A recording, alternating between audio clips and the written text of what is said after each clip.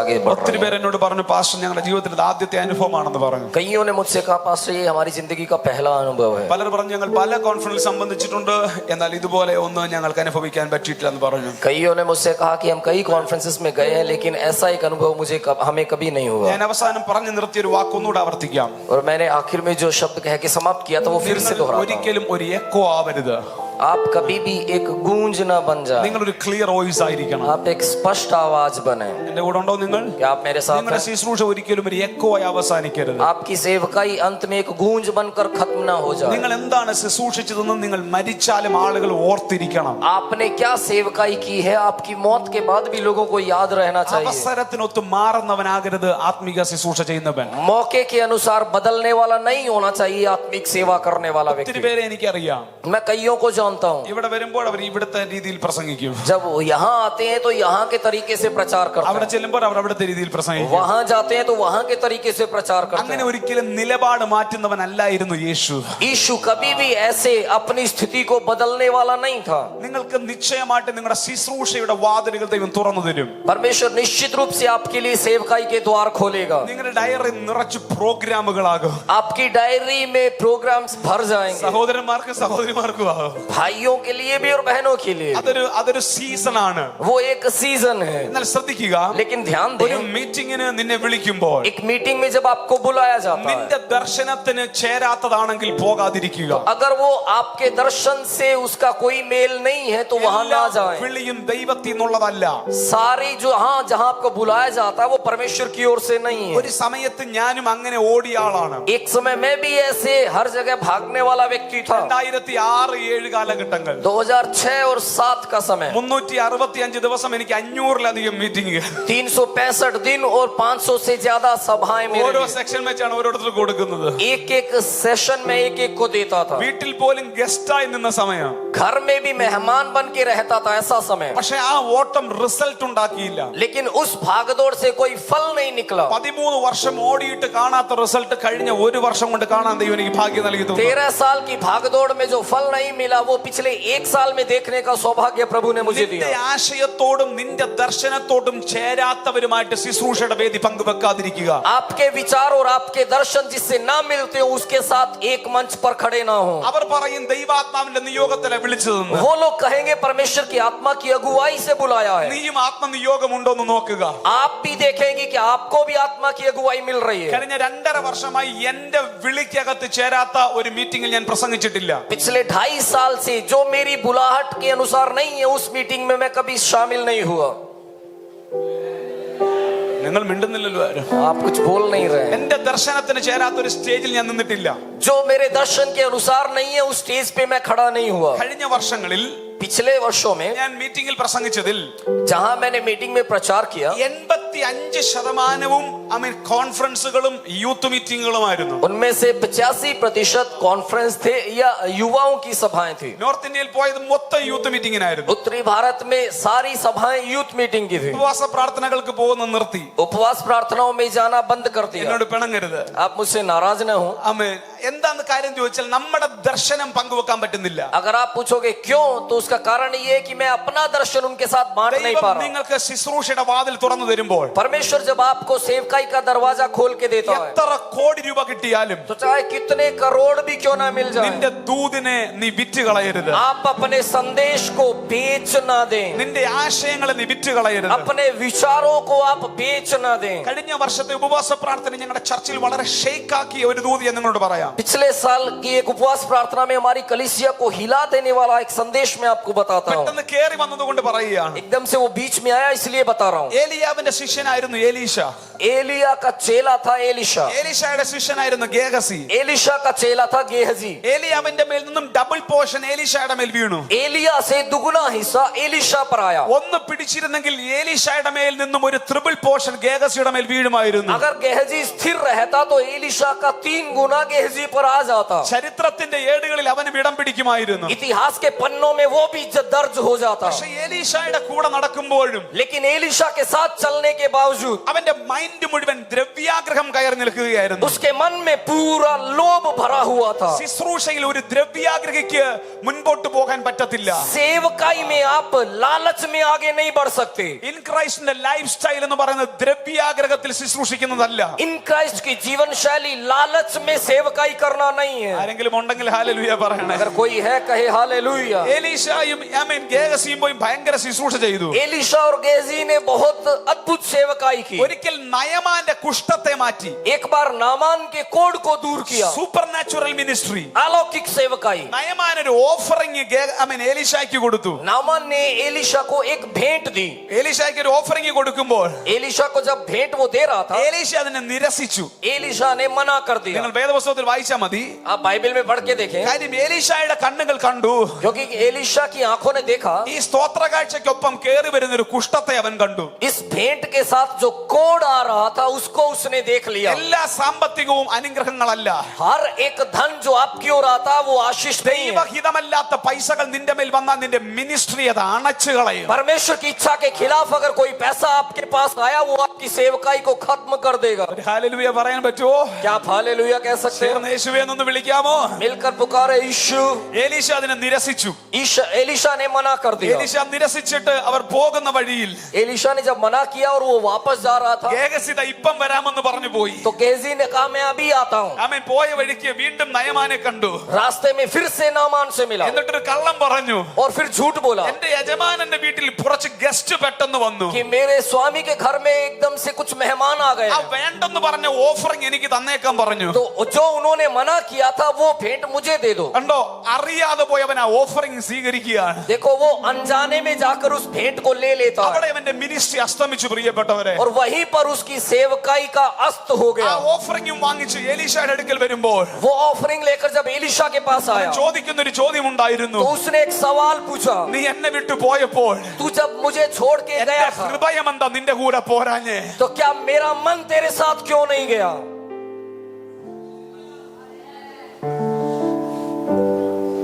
വാക്യങ്ങൾ താഴേക്ക് വായിക്കുന്നത് आगे के वचनों में हम पढ़ते हैं ആ സ്തോത്ര കാഴ്ച എണ്ണുന്നതിന് മുമ്പേ कि उस ऑफरिंग को गिनने से पहले നയമാന്റെ കുഷ്ഠം ഗേഹസിയുടെ മേൽ വ്യാപരിച്ചു. नामान का कोढ़ गेहजी पर आ गया. നീ ശുശ്രൂഷ കൊണ്ട് ജീവിക്കുന്നവനല്ല.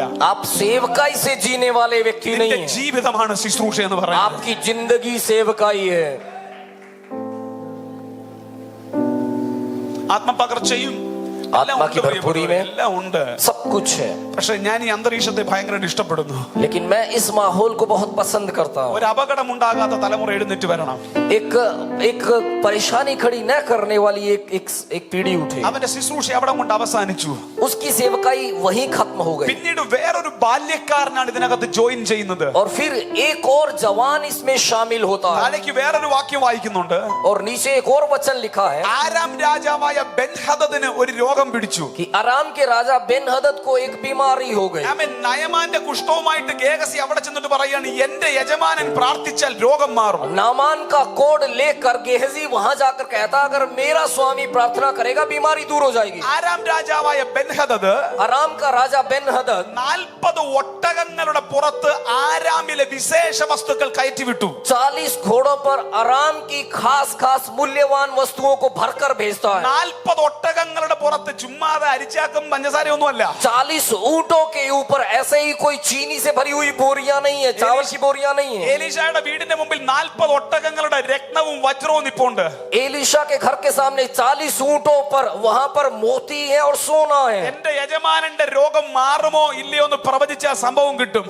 और वो बात डाली कि मेरे स्वामी ने अगर प्रार्थना की तो वो दूर हो जाएगी बीमारी या नहीं. അഭിഷേകത്തിന് വില പറയുന്ന ബെൻഹദദ്മാർക്ക് നടുവിൽ अभिषेक की कीमत आंकने वाले बेन-हदद के बीच में 40-50 ഒട്ടകങ്ങൾ നിന്റെ വീടിന്റെ മുമ്പിൽ വന്ന് നിന്റെ അഭിഷേകത്തിന് വിലയിടുമ്പോൾ 40-50 ऊंट जब आपके घर के सामने आकर आपके अभिषेक की कीमत लगाते हैं കണ്ണു മഞ്ഞളിക്കാതെ നീ നട്ടല്ലോട് പറയണം, ബെൻഹദദിനോട് പറഞ്ഞേക്ക് അവൻ മരിച്ചു പോകുമെന്ന്. तो आपकी आंखें उसको देखकर चौंधियाने रह जाए, पूरे हियाव से कहे बेन हदद मर जाएगा। ഈ ദൂത് പറയുമ്പോൾ അഭിഷേകം വ്യാപരിക്കുന്നെങ്കിൽ ഓർത്തോ നിന്റെ മേലൊരു ലൈഫ് സ്റ്റൈൽ ഉണ്ട്. इस संदेश को बोलते समय एक अभिषेक आप पर आ रहा है तो सोच लो एक जीवन शैली आपके ऊपर है। എത്ര പേര് ഇന്ന് രാത്രി അങ്ങനെ ഒന്ന് കേറി നിൽക്കും? कितने लोग ऐसे खड़े होने के लिए तैयार हैं? ഡോളറുകൾക്ക് നിന്നെ വിലയ്ക്ക് വാങ്ങാൻ പറ്റരുത്.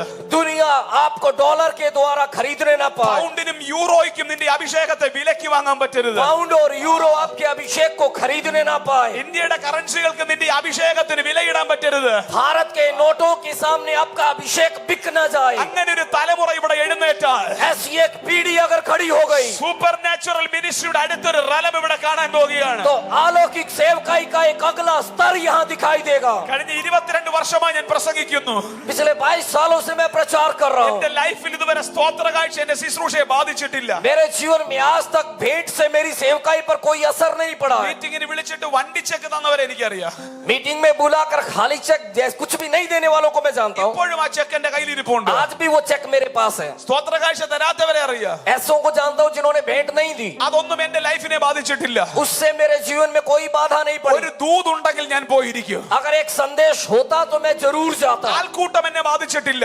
भीड़ कितनी है मुझे कोई फर्क नहीं पड़ा। 10 പേർക്ക് നടുവിലും 1000 പേർക്ക് നടുവിലും എനിക്ക് ഒരൊറ്റ മുഖമേ ഉള്ളൂ. चाहे 10 लोग हो या 1000 हो, मेरा चेहरा एक जैसा। കൊച്ചു മീറ്റിംഗ് ഞാൻ പറഞ്ഞ് അവൻ ദൂത് കുറയ്ക്കത്തില്ല. छोटी मीटिंग है सोचकर अपना संदेश छोटा नहीं ഒരാൾക്ക് करता। വേണ്ടി ഗദരദേശത്ത് പോകുന്ന യേശുവിന്റെ ലൈഫ് സ്റ്റൈൽ ആയിരിക്കണം നിനക്കുള്ളത്. एक आदमी के लिए गदरेनियों के देश में जाने वाले यीशु जैसी जीवन शैली आपकी हो। ആരെങ്കിലും ഇന്ന് രാത്രി ഇവിടെ ഉണ്ടോ? क्या कोई आज यहाँ है? ചേർന്ന് വിളിച്ച് യേശുവേ.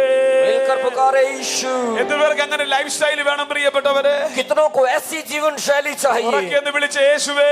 जोर से कहे यीशु। മീറ്റിംഗുകളുടെ വാതിൽ തുറന്നു കിട്ടും.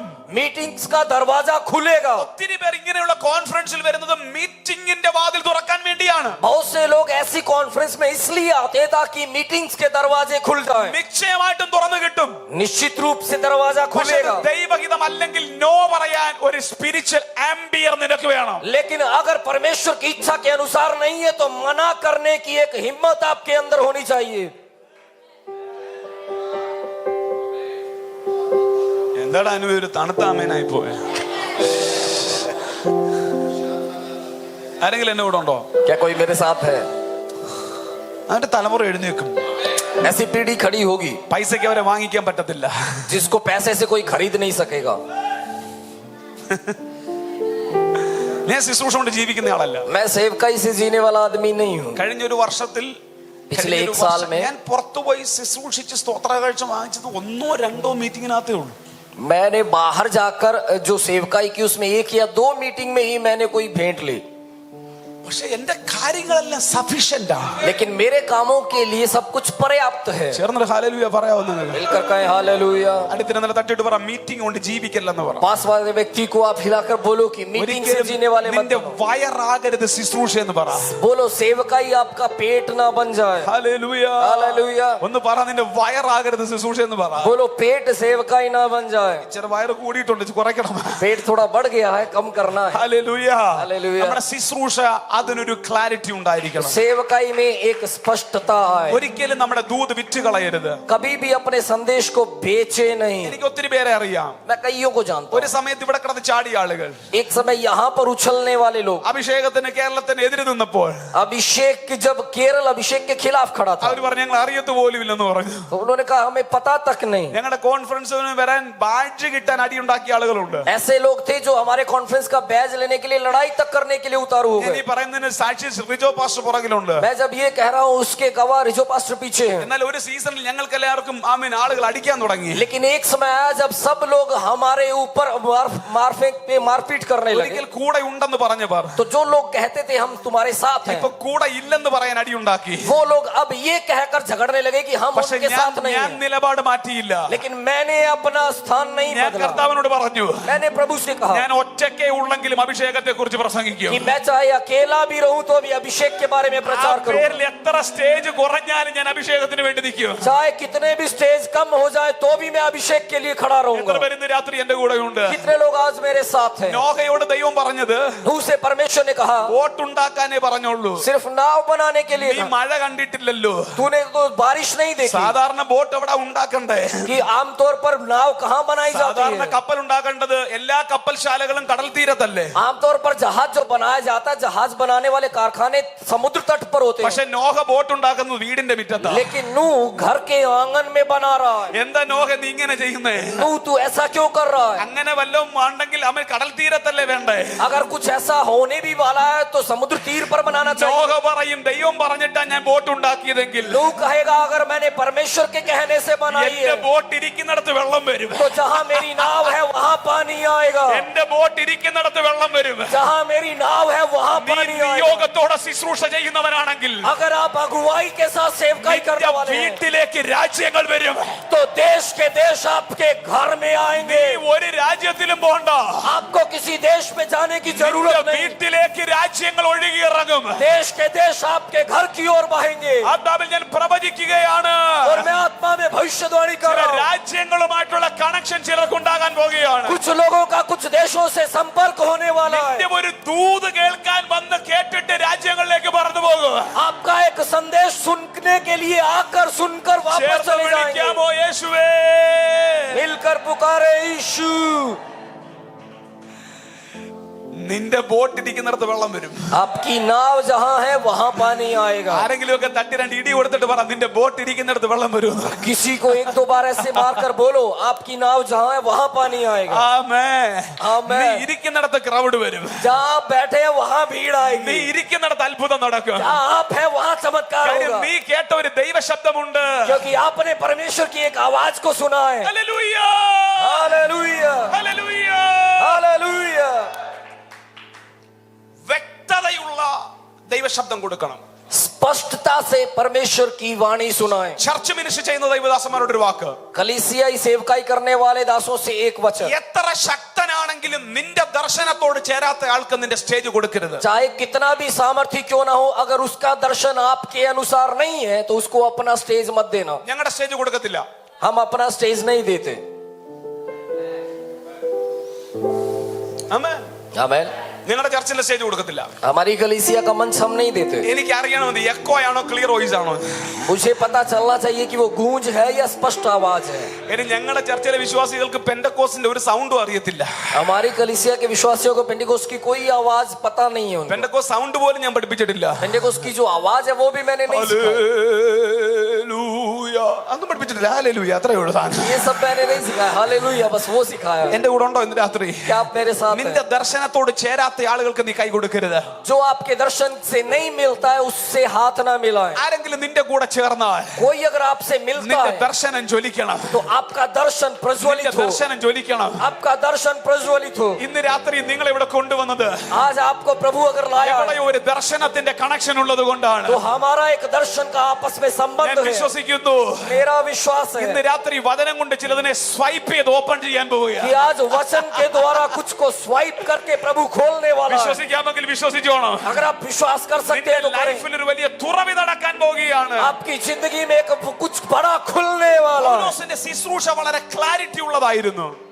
പൗലോസിന്റെ ശുശ്രൂഷ വളരെ ക്ലാരിറ്റി ഉള്ളതായിരുന്നു. पौलुस की सेवकाई बड़ी स्पष्टता वाली थी। 2006 ഞാൻ അഭിഷേകം എന്ന വിഷയത്തെ കുറിച്ച് പ്രസംഗിക്കാൻ തുടങ്ങിയത്. 2006 में मैंने अभिषेक के विषय पर प्रचार शुरू किया। അഭിഷേകത്തെ പ്രസംഗിക്കാൻ തുടങ്ങിയപ്പോൾ जब अभिषेक के बारे में प्रचार शुरू किया അന്ന് അതൊരു ചെറിയ വേഗായ ഐഡിയ മാത്രമേ ഉണ്ടായിരുന്നുള്ളൂ. तो उस समय सिर्फ एक धुंधला सा विचार था वो, പക്ഷെ പിന്നീട് അത് ക്ലിയർ ആയി. लेकिन बाद में वो स्पष्ट हो गया। അന്ന് ഞങ്ങളുടെ ചർച്ചിലെ ഒരു പാസ്റ്റർ പറഞ്ഞു, और उस समय हमारी चर्च के एक पास्टर ने बोला പൊതു ശുശ്രൂഷയിൽ നിൽക്കുന്നയാളാണ്. कि वो सार्वजनिक सेवकाई करने वाले व्यक्ति हैं। ഒരിക്കൽ എന്നെ കണ്ടപ്പോ പറഞ്ഞു, एक बार जब मुझसे मिले तो ഞാൻ बोले, അഭിഷേകത്തെ കുറിച്ച് പ്രസംഗിക്കുന്ന അദ്ദേഹത്തിന് അറിയാം. उनको पता है मैं अभिषेक के बारे में प्रचार करता हूँ। ബ്രദറെ ഞാനും ഇപ്പൊ അഭിഷേകത്തെ കുറിച്ച് പ്രസംഗിക്കുന്നത്. तो उन्होंने कहा रेशन भाई मैं भी आजकल अभिषेक के बारे में प्रचार करता ഞാൻ हूँ। ദൈവം അനുഗ്രഹിക്കട്ടെ പാസ്റ്റർ. मैंने कहा पास्टर प्रभु आपको आशीष दे। ഞങ്ങൾ ഇപ്പോഴും അഭിഷേകത്തെ കുറിച്ച് പ്രസംഗിക്കുന്നത്. हम भी आजकल अभिषेक के बारे में प्रचार करते हैं।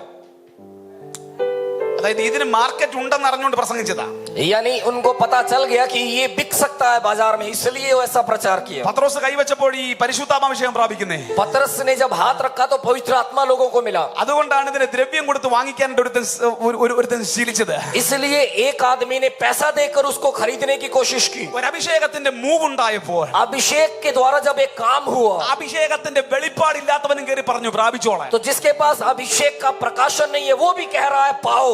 ആത്മാവിൽ വീഴുന്നതിന് പകരം തള്ളിയിടുന്നത് കണ്ടു. आत्मा में जो गिरते हैं उसकी बजाय धकेल कर गिराने लगे। കുറെ കഴിഞ്ഞപ്പോൾ कुछ समय के बाद ഇത് അകത്ത് റൂട്ടഡ് അല്ലാത്തത് കൊണ്ട് എല്ലാവരും നിർത്തി. इसकी अंदर जड़ नहीं थी, इसलिए सबने बोलना बंद कर दिया। നീ പ്രസംഗിക്കുന്നതൊന്നും ഒരു ആശയമാകരുത്, അത് നിന്റെ റെവലേഷൻസ് ആയിരിക്കണം. आप जो प्रचार करते हैं वो आपका विचार नहीं, प्रकाशन होना चाहिए। ഹല്ലേലൂയ.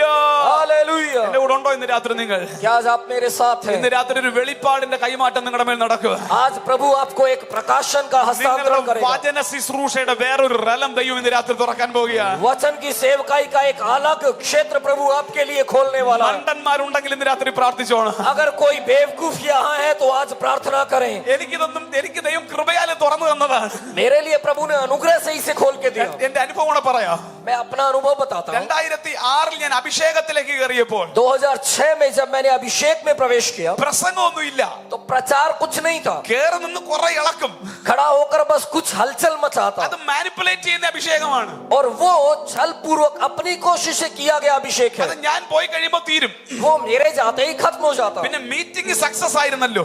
पर मीटिंग तो सफल हुई ना, അതാണല്ലോ നമ്മുടെ ആകെ തുക. तो वही तो है हम जो चाहते भी हैं। മീറ്റിംഗ് സക്സസ് ആയിരിക്കണം. मीटिंग सफल होनी चाहिए, റിസൾട്ട് പിന്നെയല്ലേ. रिजल्ट तो बाद में आता है। അങ്ങനെ ഒരിക്കൽ ഞാൻ നോർത്ത് ഇന്ത്യക്ക് പോയി. तो ऐसे में एक बार उत्तरी भारत में गया, വേറൊരു ദൈവദാസന്റെ കൂടെയാ പോയെ. दूसरे एक परमेश्वर के दास के साथ गया। ഞങ്ങൾ രണ്ടുകൂടെ ഒന്ന് മാറി തിരിഞ്ഞും പ്രസംഗിക്കുക. हम दोनों बदल बदल कर प्रचार कर रहे പക്ഷെ थे। ഞാൻ കേറി നിൽക്കുമ്പോ ഭൂതളകും. तो मैं जब खड़ा होता दुष्ट आत्माएं प्रकट होती। ഒരിക്കൽ ബസ്സിൽ ഭൂതമിളകി. एक बार बस में दुष्ट आत्मा ഈ प्रकट हुई। കുണ്ട്രയിലെ ഒരു മാർക്കറ്റിൽ ഒരിക്കൽ മീൻ വാങ്ങിക്കാൻ ചെന്നപ്പോ മീൻ മാർക്കറ്റിലും ഭൂതമിളകി. कुंड्रा में बाजार में एक बार जब मछली खरीदने गया, वहां एक में दुष्ट आत्मा प्रकट हुई। ഭയങ്കര അഭിഷേകമാണ്. बहुत बड़ा अभिषेक है, പക്ഷെ അതിനെ അമ്മ സ്റ്റേബിൾ ചെയ്യുന്ന വചന വെളിപ്പാടുകൾ അകത്തില്ല. पर उसको स्थिर करने वाला वचन का प्रकाशन अंदर नहीं है। അങ്ങനെ നോർത്ത് ഇന്ത്യക്ക് പോയി. तो ऐसे उत्तरी भारत में गया। എന്റെ കൂടെ നിൽക്കുന്ന ദൈവദാസൻ ഭയങ്കര പ്രസംഗം. मेरे साथ जो परमेश्वर के दास थे वो बहुत अद्भुत प्रचार कर रहे ഞാൻ थे। അവിടെ നിന്ന് ചോദിച്ചു, तो मैंने वहां खड़े होकर पूछा ഈ പ്രാസംഗികർക്ക് നടുവിൽ എങ്ങനെ ഞാൻ പിടിച്ചു നിൽക്കും? कि प्रभु इन प्रचारकों के बीच में मैं कैसे खड़ा रहूंगा। അങ്ങനെ ഇരിക്കുമ്പോൾ ऐसे समय में ആ ദൈവമനുഷ്യൻ പറയുകയാണ്, उस परमेश्वर के दास ने कहा ഇന്ന് രാത്രി ചിലർക്ക് ചില ചുരുളുകൾ തിന്നാൻ കൊടുക്കും. कि आज रात प्रभु कुछ को कुछ पन्ने खाने के लिए देगा। ഞാൻ നിങ്ങളെ പോലെ ഇരുന്നില്ല. मैं आपकी तरह नहीं बैठा। ഞാനൊരു മണ്ടനാണെന്ന് നിങ്ങൾക്ക് അറിയാമല്ലോ. आपको पता है कि मैं एक बुद्धू हूँ। ഞാൻ ഇങ്ങനെ കേട്ടോണ്ടിരിക്കുകയാണ്. मैं सुन रहा था ഇപ്പം കിട്ടും അത്. कि अभी मिलेगा, ഇത് പറഞ്ഞുകൊണ്ടിരിക്കുമ്പോൾ വീണ്ടും പറയണം, ഇപ്പോഴത് സംഭവിക്കും. और फिर उन्होंने कहा अभी वो हो रहा है, പിടിച്ചോളാൻ പറഞ്ഞു. पकड़ लो बोला। സ്റ്റേജിൽ നിന്ന് ഞാൻ ചാടി ഇദ്ദേഹത്തെ കെട്ടിപ്പിടിച്ചു. मैं स्टेज पे खड़ा था, मैंने उछल के उनको गले लगा നിങ്ങൾ लिया പറഞ്ഞ സാധനം ഇപ്പൊ എനിക്ക് വേണമെന്ന് പറഞ്ഞു. कि आपने जो बोला है वो मुझे अभी चाहिए। പുള്ളി എന്നേക്കാൾ മണ്ടനായിരുന്നു. वो मेरे से भी बुद्धू थे। അകത്തിരുന്ന ഒരു പ്രസംഗക്കുറിപ്പെടുത്ത് ചുരുട്ടിക്കുട്ടി വായിലിട്ട് നട തിന്നോടാന്ന് പറഞ്ഞു. तो प्रचार की एक लिस्ट बना रखी थी, वो कागज वगैरह मरोड़ के मेरे मुंह में डाल के बोले खा ले। നിങ്ങൾ ആരും അങ്ങനെ ചെയ്യരുത്. आप ऐसे मत करना। ചിലപ്പോൾ ഒരു അസാധാരണമായ വെളിപ്പാട് കിട്ടിയാൽ എന്തോ ചെയ്യും. हो सकता है एक असाधारण प्रकाशन मिल जाएगा तो क्या करोगे। എന്റെ ദൈവമക്കളെ, അന്ന് രാത്രി ഞാനതങ്ങ് തിന്നു. और उस रात मैंने वो खा लिया। പിന്നീട് അവരെന്നെ പ്രസംഗിപ്പിച്ചില്ല. उसके बाद उन्होंने मुझसे प्रचार नहीं करवाया। ഭ്രാന്തന്മാർക്കൊന്നും ഞങ്ങൾ സ്റ്റേജ് കൊടുക്കത്തില്ലെന്ന് പറഞ്ഞു. उन्होंने कहा तुम्हारे जैसे पागलों को हम स्टेज नहीं देंगे। എനിക്ക് പിന്നെ സ്റ്റേജ് കിട്ടിയില്ല. मुझे फिर स्टेज नहीं मिला। പക്ഷെ അടുത്ത ദിവസം ഒരു സംഭവം നടന്നു. पर अगले दिन एक बात हुई। എനിക്ക് മനസ്സിലാകാത്ത റോമാലേഖനം മനസ്സിലാകാൻ തുടങ്ങി. रोमियो जो मुझे समझ नहीं आता था वो समझ आने എനിക്ക് लगा। മനസ്സിലാകാത്ത പുതിയ നിയമം വെളിപ്പെടാൻ തുടങ്ങി. जो मुझे समझ नहीं आता था नए नियम का ഇന്ന് प्रकाशन രാത്രി मिलने ഞാൻ लगा। പറയുകയാണ്, आज मैं कह रहा हूँ ഇരമ്യാവിന് തിന്നാൻ കൊടുത്തതുപോലെ, यिर्मयाह को जैसे खाने को दिया, യെഹെസ്കേലിന് തിന്നാൻ കൊടുത്ത പോലെ यहेजकेल को जैसे ചില खाने दिया, പുതിയ നിയമ വെളിപ്പാടുകൾ कुछ नए नियम के ചിലർക്ക് प्रकाशन തിന്നാൻ കൊടുക്കാൻ പോകുകയാണ്. कुछ लोगों को वो खाने दे रहा है। വചനത്തിന്റെ വെളിപ്പാടുകൾ നിന്റെ വയറ്റിനെ കത്തിക്കാൻ പോകുന്നു. वचन का प्रकाशन आपके पेट में आग लगाएगा। ആരെങ്കിലുമൊക്കെ പിടിക്കാനുണ്ടെങ്കിൽ പിടിച്ചോണം. अगर कोई पकड़ना चाहता है तो നിങ്ങൾ पकड़ ले। ചിലർ പുസ്തകങ്ങൾ എഴുതും. कुछ किताबें आप लिखेंगे। നിങ്ങളുടെ വെളിപ്പാടുകൾ കേൾക്കാൻ രാജ്യം രാജ്യങ്ങൾ വെയിറ്റ് ചെയ്യുന്നു. आपके प्रकाशनों को सुनने के लिए देश इंतजार ഈ करेंगे. അന്തരീക്ഷത്തിൽ ചില ട്രാൻസാക്ഷൻസ് നടക്കുന്നു. इस माहौल में कुछ लेन देन हो रहे हैं. വെളിപ്പാടുകളുടെ കൈമാറ്റം നടക്കുന്നു. कुछ प्रकाशनों का हस्तांतरण हो रहा है. പ്രാപിക്കാൻ പറ്റുന്ന ആരെങ്കിലും ഉണ്ടെങ്കിൽ പ്രാപിച്ചോള്. अगर कोई पाने के लिए है तो पाए. ശുശ്രൂഷയ്ക്ക് ഇറങ്ങിയിട്ട് सेवकाई के लिए निकल कर. വചനത്തിന്റെ കുറവുള്ള ആരെങ്കിലും ഉണ്ടെങ്കിൽ वचन की अगर कमी है किसी में, 3.5 വർഷം ആമേൻ മാറാതെ പുതിയ പുതിയ പ്രസംഗം പ്രസംഗിച്ച യേശുവിന്റെ ലൈഫ് സ്റ്റൈലിലെ ഒരു വചന വെളിപ്പാട് നിലമേൽ വീഴുകയാണ്. तो 3.5 साल तक नए नए प्रचार करने वाले